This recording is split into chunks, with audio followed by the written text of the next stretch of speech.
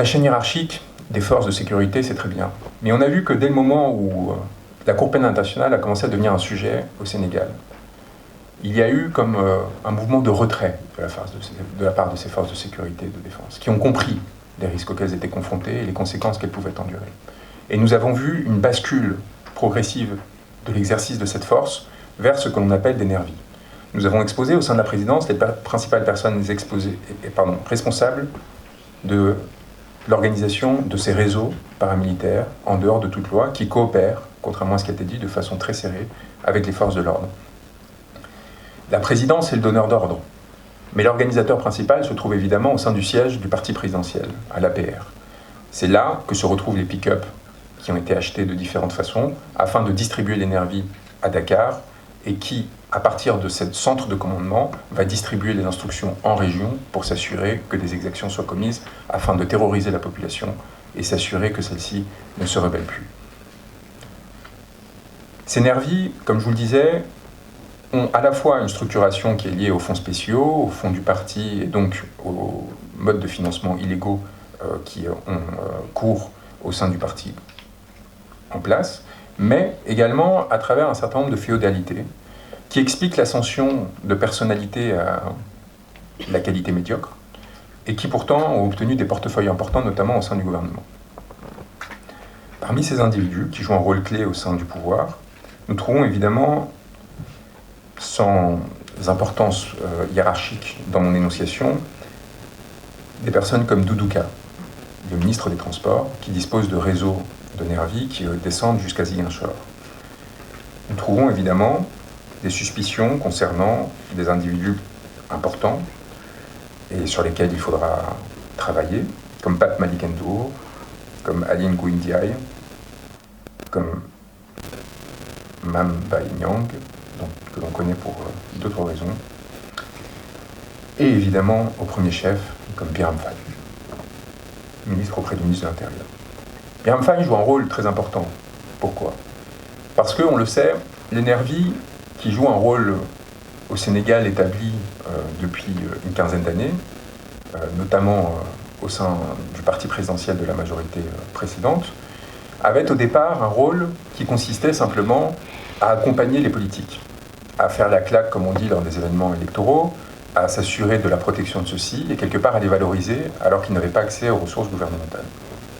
Progressivement, l'APR a décidé de dévoyer ce rôle et les a constitués en milices. Cette évolution a produit un certain nombre de conséquences importantes. On l'a vu notamment avec un certain nombre de nervis qui, en 2019, ont cherché à réclamer une reconnaissance dans leur action. On a vu le président des Marrons de Feu, donc le groupe de sécurité qui entourait M. Sall, réclamer son intégration à l'appareil de pouvoir gouvernemental et être payé sur les télévisions sénégalaises.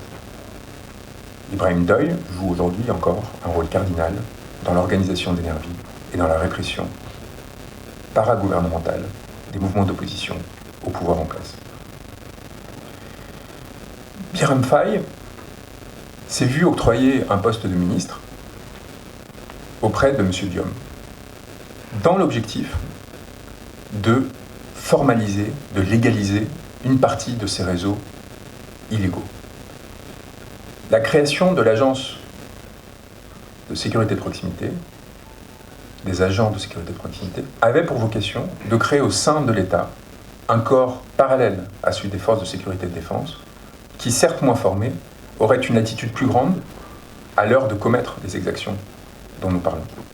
M. Birame Faye a évidemment continué son double jeu, à la fois comme ministre et comme organisateur de ces forces de répression illégales. Birame Faye joue donc un rôle clé au sein de cet appareil de répression que nous décrivions auprès de M. Antoine Diome.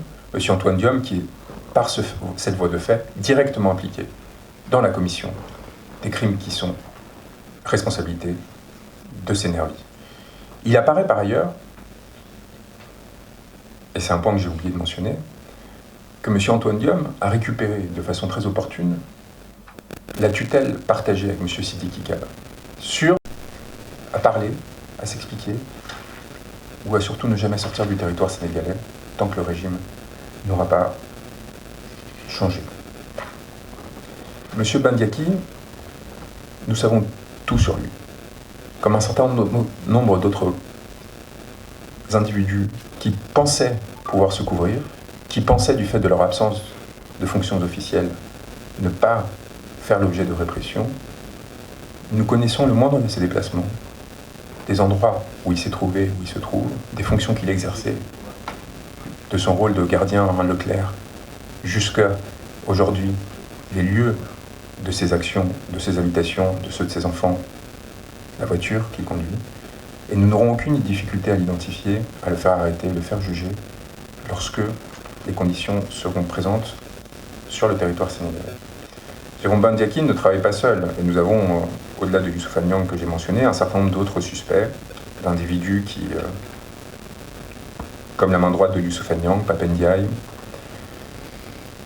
comme Malamine Sonko, le responsable financier d'Enervi de Doudouka, comme Alpha Omar Sow, le relais de Doudouka à Yambol Nord, et territoire après territoire, je pourrais continuer, à Mbour, à Ziguinchor, qui ont des responsabilités en commission des crimes. Nous avons aussi l'identité des lutteurs, qui jouent un rôle cardinal dans cette répression, aux côtés d'Enervi. Nous avons leurs photos, nous avons leurs identités, nous avons surtout leurs responsabilités, les montants qui sont virés par téléphone, par des virements sur des applications téléphoniques, en cash, ou d'autres façons.